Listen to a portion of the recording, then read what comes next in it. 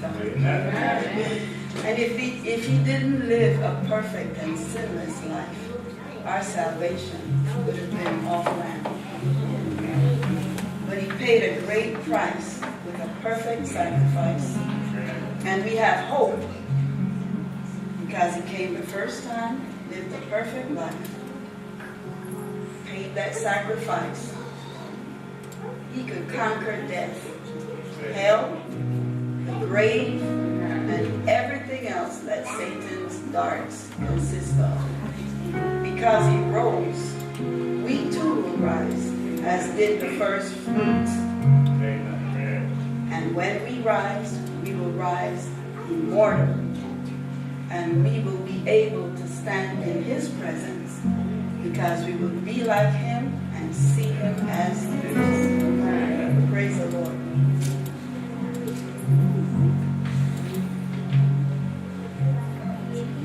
Face to face with Christ, my Savior. Face to face, what will it be? When with rapture I behold him, Jesus Christ, who died for me.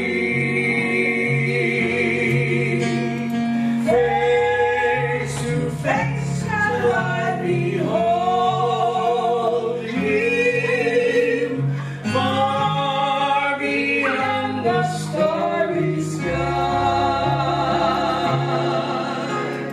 Face to face in all his glory,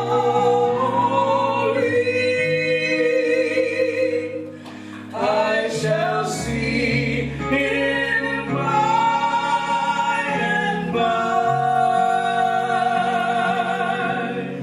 Only faintly now I see him, with the darkening veil between.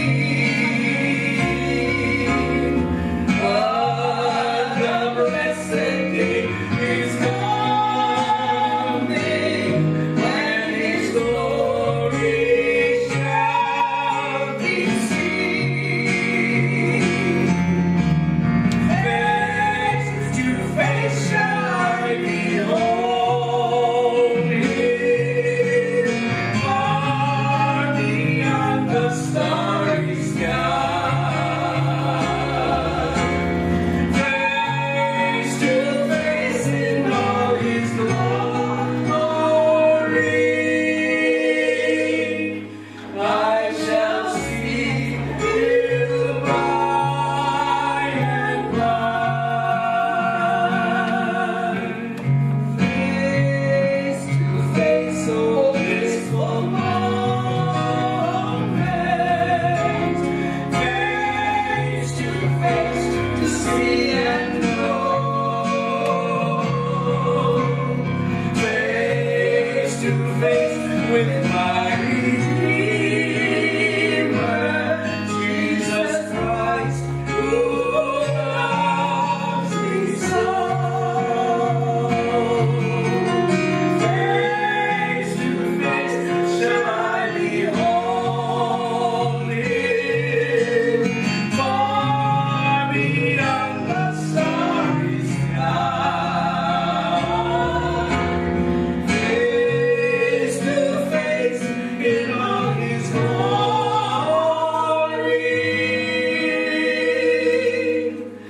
I shall see him by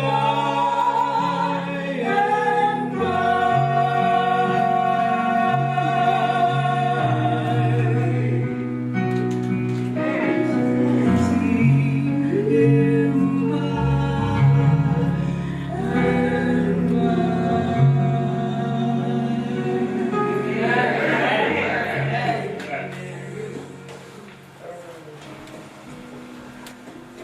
Beautiful. That was beautiful.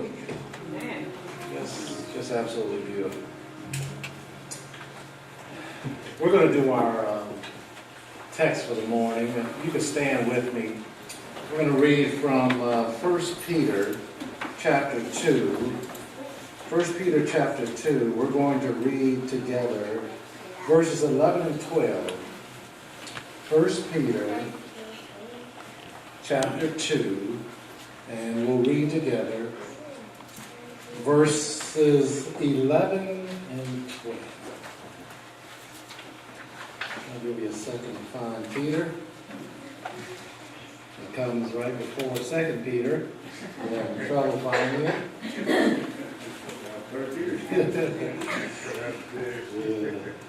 All right, I trust that you have. We're reading together 1 Peter chapter 2, verses 11 and 12. Here we go. Dearly beloved, I beseech you as strangers and pilgrims, abstain from fleshly lusts, which war against the soul, having your conversation honest among the Gentiles, that whereas they speak against you as evildoers, they may by your good works, which they shall behold, glorify God in the day of visitation. Amen. May the Lord add a blessing to the reading of His Word. You may have a seat. I'd like to say good morning again. For those of you who weren't here for our Sabbath school hour, I'd like to welcome you to the 11 o'clock hour. And my name is Curtis Hall. I am here for a Sabbath school training day. And Sabbath school is my favorite time of the day. I thought one amen. Thank you, brother. My favorite time of the day.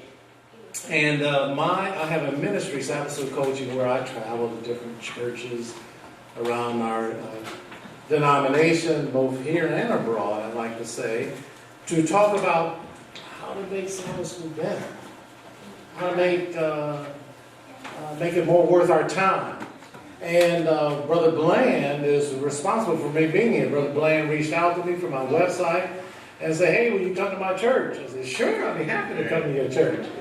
And in short order, I'm here. And one of the things that I told Brother Bland, in most churches I go to over the last few years, I always do the Sabbath school lesson during the sermon spot. Is that okay with your church? That's what I asked him. He said yes, that was okay. And so we're going to do the Sabbath school lesson right now. Don't run for the doors, it's going to be okay. We're going to have a good time. The time is going to run out. We're going to run out of time. And so here's what I'm going to ask you to do. I want you to feel free. I need your participation. I want you to feel free to say anything you want to say. As long as it's short and it's on the topic. So whatever you want to say, if you want to say something, just raise your hand. I'll call on you. Just promise that you'll keep it short and on the topic. Okay, good. Okay, now, for those of you who've been following the Sabbath school, this is the last lesson of the quarter. All this quarter we've been studying what topic? Stewardship. We've been studying stewardship. And it's been a very fascinating topic, even though we're usually talking about things that, hey, I've been thinking about this stuff all my Christian life. But we have looked at tithe and offering, and it's given me some fresh insights into this whole matter of being a steward. Thank you, Brother Ed. And so the last lesson is the results of stewardship. That's the last title of the lesson. And we're going to talk about that in some detail today. We read the text, the memory text already. But I always like to start, I just want to make sure we're all on the same page. Basically what we're going to talk about today is being a witness. That's what we're going to end up talking about today. So when you hear the word witness, what does that mean to you when you hear the word witness? Somebody share with me what that means to you. Yes. You're on the spot and you saw something. You're on the spot and you saw something. Yes. So you have... Okay. All right. Anybody else? Witness. What does that mean when you hear the word witness? Yes. someone that is accountable for something that they saw to replay and impart it to others Okay. accurately. Okay, yes, excellent. Yes, Brother Larry, yes. That you were there. That you were there. Yeah. Okay, if you say I'm a witness, I was there, right? Okay, all right, yes, Brother Gooch. Agree with him when the disciples said that we are witnesses for Jesus Christ. Oh, yeah. That means that you were Yeah. actually there. Yeah. What he meant. So a witness isn't necessarily hearsay, right? In some places you can't allow hearsay evidence, but a witness has as has been said, a personal.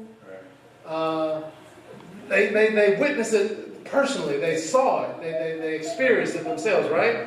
So we're going to see how this ties into this last lesson we're talking about this quarter.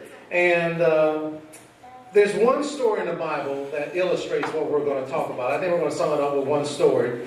But there's 4 areas that we want to talk about today. Godliness, contentment, trust, and influence. That's what we're going to talk about.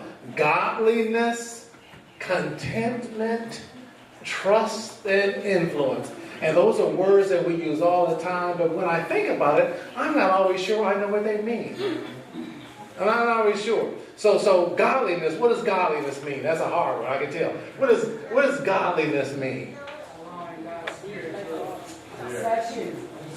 Allowing God's spirits to absorb you. Okay, what else? Anybody else? What is godliness? All right, character. Perfection? Ooh, that's a high level. She said perfection. How many agree with that? Okay. How many are afraid to agree with that? Like that might be too much. Okay. All right. Anybody? What is that? I saw somebody else. What is godliness? Yes. Aspiring to be like God.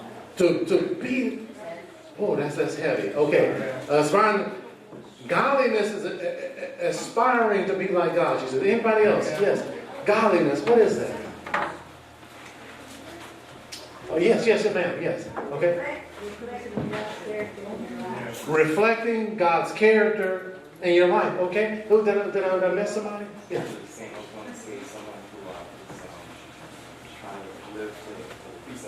To live the precepts or the laws or to follow God.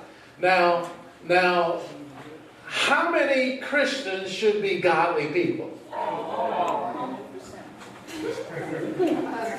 Okay, let me ask it this way. Because we'll never say it about ourselves. It's easy to talk about other people.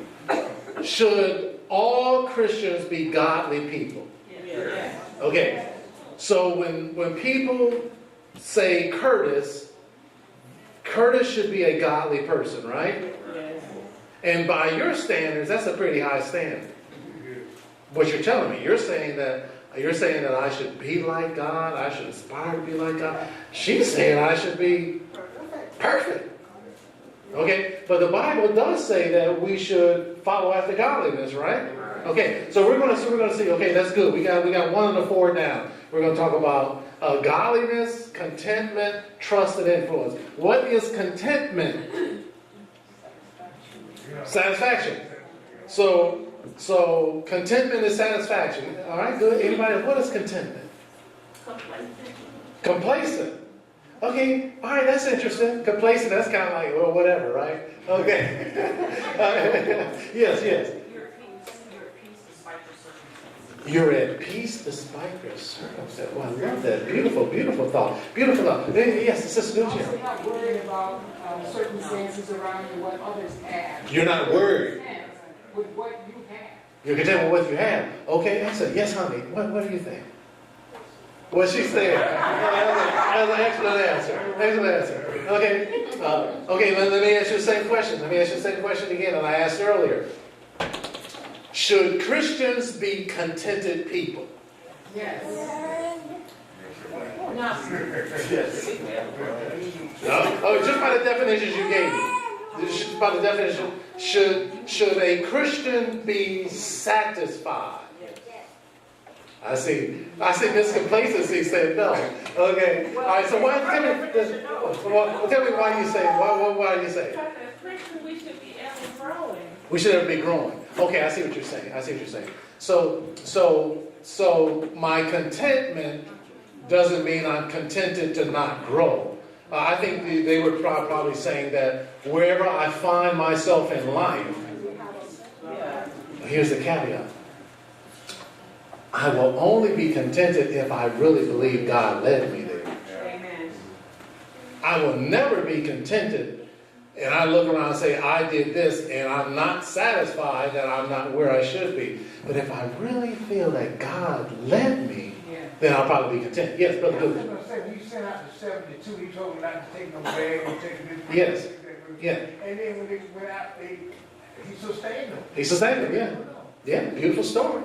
I wish I believed it more. Beautiful story. Beautiful story. But continue, you're absolutely right. So contentment is a ease of mind in a dictionary sense that, you know, you're not stressed over it. Okay. And we're going to see how this applies to this story in the Bible about being a witness.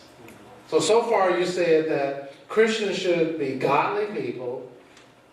They should be contented in whatever facet that we're talking about. All right, let's talk about trust. What is trust? Trust. What is trust? So you can trust someone. If you trust someone, all right? Anybody else, what is trust? Yes, sir. Yes, the little man here. You have faith in someone? You have faith in someone. I love that. Beautiful, beautiful. Yes. I was going to say, like, a firm belief in. A firm belief in. That whatever you trust that person, is a firm belief in what that person says.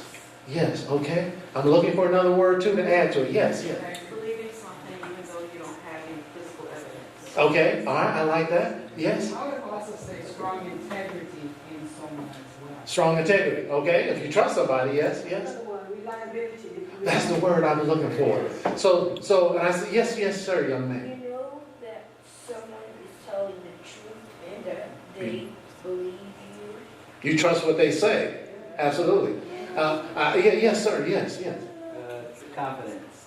Confidence. If you have trust, then it goes back to, okay. And I want to just kind of make sure we key on that one word of relying.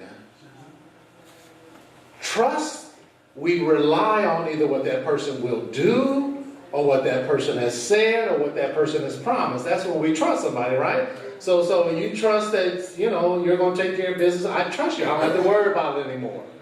I'm relying on that. And we're going to see. Okay, so let me just ask the obvious question. The obvious question. Okay, she's going to say, So should Christians always trust in God? Everybody's going to say yes. Okay, let me ask the question that no one's going to agree to. Should Christians ever worry? No. Oh, somebody still. Okay. You say no. Okay. Okay. We're going to see how this plays out in just a second. We're going to see how this plays out. Yes. When we're talking to other people, not about us. It's easy to say we're talking to other people. When we're talking to other people and they're going through things, don't we often say, "Child, don't worry about it." Right? It just rolls off the tongue. Don't even worry about it. Don't even worry about it until you get the notice that they're about to turn your lights off. Until you go to the doctor and they say, "Hey, we're sorry. We have some bad news." Then we see who we really rely on. Who we really trust. Do we really trust God in His Word? So we got 3 words down, and there's one more: influence. All right, we're going to see how the Bible story tells us. What is influence? What does that mean to you? Yes, young man. What you say and do? Okay. All right, that's true. Yes. What's influence?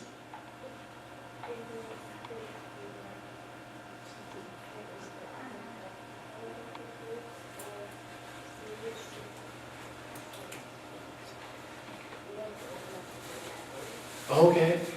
And she said it so sweetly, too. Absolutely. Yes. Influence to me is encouraging others. Encouraging others. Yeah, when you influence them, you encourage them. You can do Okay, that. that's what You you're can trying do to that. say, too? Okay, influence is encouraging each other, but there's a different connotation to influence, yes. Influence means to put knowledge or intelligence and for someone to rely on that influence. Okay, all right, I like that. I like where she's going. Yes, in the back, Sister Peggy, yes. Influence to me is how something affects something Yeah. else. That's what we're looking for. That's what we're looking for. So your influence is an effect on someone or something, right? And we, as we mentioned earlier when we were talking about it during our Sabbath school hour, we all have an influence. That's why I say the most profound question you can ask yourself is, who am I around and what are they doing to me? Because we all influence each other, right? And a Christian should be someone who influences others towards God. Right? It's just obvious. Oh, but I don't want to ask you. Don't raise your hand on this part. This is a reflection question. Has the influence of your life pointed people towards God? Yes. That's a reflection question. What does the influence of my life say people should trust in, aspire to, be contented with? What does my life, the influence of my life, what does it point people to? What does it make people think of from being in my sphere, okay? So that's the background of what we're talking about. We haven't even started yet. I just want to make sure we're all on the same page. There's one story in the Bible that, for the sake of time, we're just going to look at one story.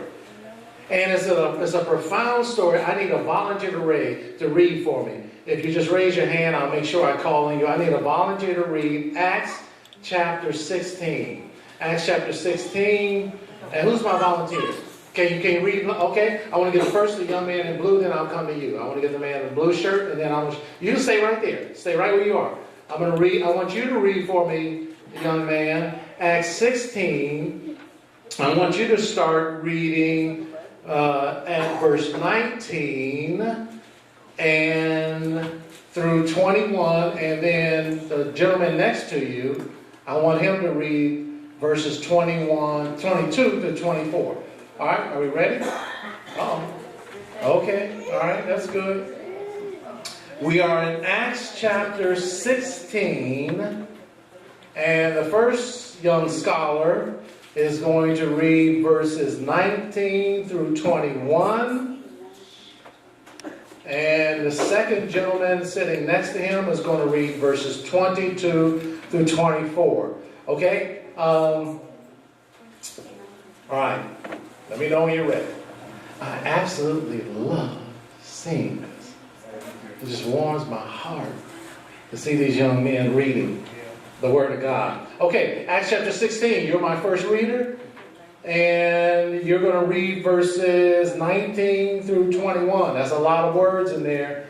So let's just take our time, okay? I'm ready when you're ready. And when her master saw that the hope of their gains were gone, he caught Paul and Silas and drew them on into the marketplace, unto the rulers. Excellent. And brought them to the Magistrates, that's a tough one. saying, these men begin Jews do exceeding trouble our sake, and teach customs which are not lawful for us to receive, neither to observe beginning Romans. Excellent, excellent. Thank you. But now, before our next scholar reads, let's just kind of look at what we read so far. We know the background of the story. It's a very familiar story. Paul and Silas, the early church is just growing. It's growing. And Paul and Silas are in this city, and there's a young lady following them around, and she's shouting out, these are servants of the Most High God. She's just shouting it out behind them. And I used to think, well, what's wrong with that? That seemed like, why did Paul call the demon on her? She was a distraction to the gospel. Oh man, I just, the light bulbs went off. There's sometimes things that sound right. There's a distraction to the gospel. It's just holding the gospel back. So the story is that after a few days of this, Paul just like this is enough. So he calls the demon out of her, and the people that made money from her sorcery got mad. That's the background of the story, right? And so they got so mad that what did they accuse of the young man just read? What was their accusation against Paul and Silas? It was against their what? Their religion, right? Right. They couldn't say anything about their character. They couldn't say they causing a ruckus up in town. They stealing stuff. It was, hey, the stuff they're teaching, that's not for us. Okay? So that's the background. All right? My next young man, is he ready? So we're going to pick up the story in verse 22 and see what happened. Verse 22 of Acts chapter 16. Go right ahead. Acts 22 to 24. And the multitude rose up together against them, and the magistracy rent off their clothes and commanded to beat them. And when they had laid many stripes upon them, they cast them into prison, charging the jailer to keep them safe. All right, verse 24.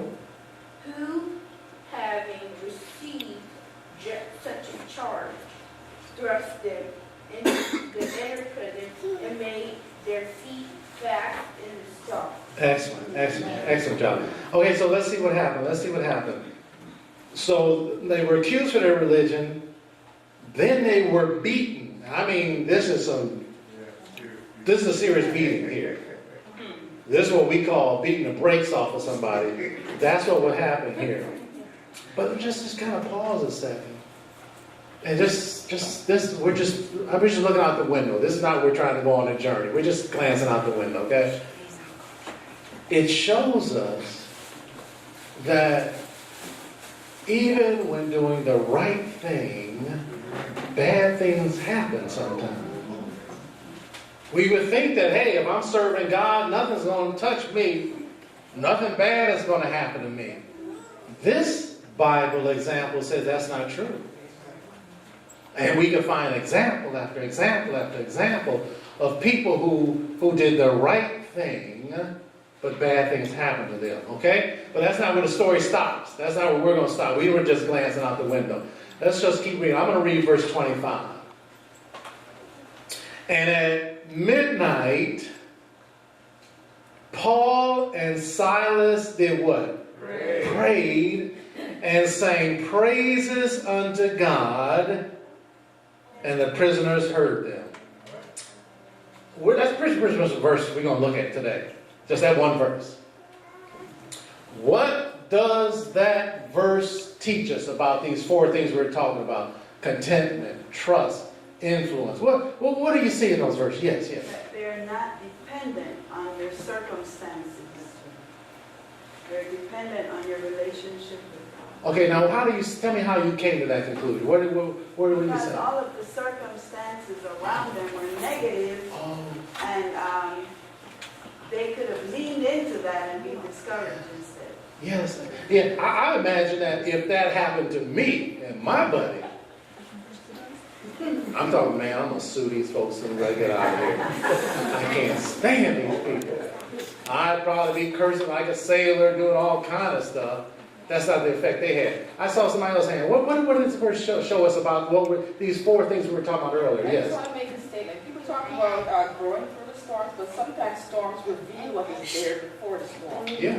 And therefore, these men had their fortitude in God. Yeah. And they were contented regardless of their circumstance. How do you know they were content? So they were praising God regardless. Oh, okay. Singing and praising regardless of what just happened to them. That's it. Yes, young man, and then I'll come to you. These two gentlemen were doing good things when they got caught because they were only worshiping God. Yeah, And that's what it was. They were being punished for being good people. punished for being and following God. Okay. Let me get this gentleman first, and then I'll swing around. Yes. Sam is first. Okay, I'll come to Brother Gooch. He's my old friend. I'll come in. I'll swing around to Brother You Gooch. mentioned the word before, distraction. Yeah. And those beatings could be a distraction to have the godly person feel they're on the wrong track. Oh, yes, yes. Yeah. If something bad is happening to me, I might not be doing what's right. Maybe I should look at this and go the other way. And that's what I mentioned earlier, the trust factor. I have to really believe God led me. Yeah. Because if I think I just did it, then how am I going to react to that stuff? Yes, in the back, sir. Yes, please. When the woman was crying out that they were servants of the Most High God, this is a city full of polytheism. So she was basically saying these people think they're better than everybody else. So her influence was a negative influence Absolutely. to their mission. Absolutely. When they were beaten, they were accused of being teaching things that were unlawful. So they could have allowed those accusations and that beating to influence them. But instead, because they were steadfast, they were singing hymns in a place where nobody was singing hymns. Nobody. And they were able to influence Don't the go too prisoners far. around. Don't go ahead of me now. I'm sorry. Yeah, you're getting too good. Yeah. I like where you're going, but you're going to take my thunder a second. But the point you made is a valid point. Their circumstances could have influenced them. It would have been natural. As he said, I can't imagine no one else heard singing in prison. Listen, I've done prison ministry, and we have to organize people to sing. There's nobody who wants to sing. Yes, I saw your hand there. I was just going to say, in spite of their circumstances, they were being a witness by singing and praising to God. Yes. That's what I was going to say. Okay. Now here's the four things I told you we were looking for: godliness, contentment, trust, and influence. Those are the four things that we're looking for. Okay.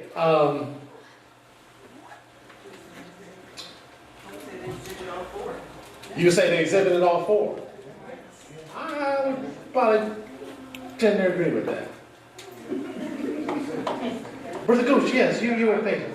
Yeah. Go based on certain levels though, but what I saw there was a light and darkness, like you might say, great country. You got people there who were looking for falling about the light in this dark darkness. So they were looking for hope. And that was the only hope they saw out of this scene. And the people, they thought they was condemned, but all of them put another light on the whole situation with the saved and the trade. In a second, we're going to look at how that was possible.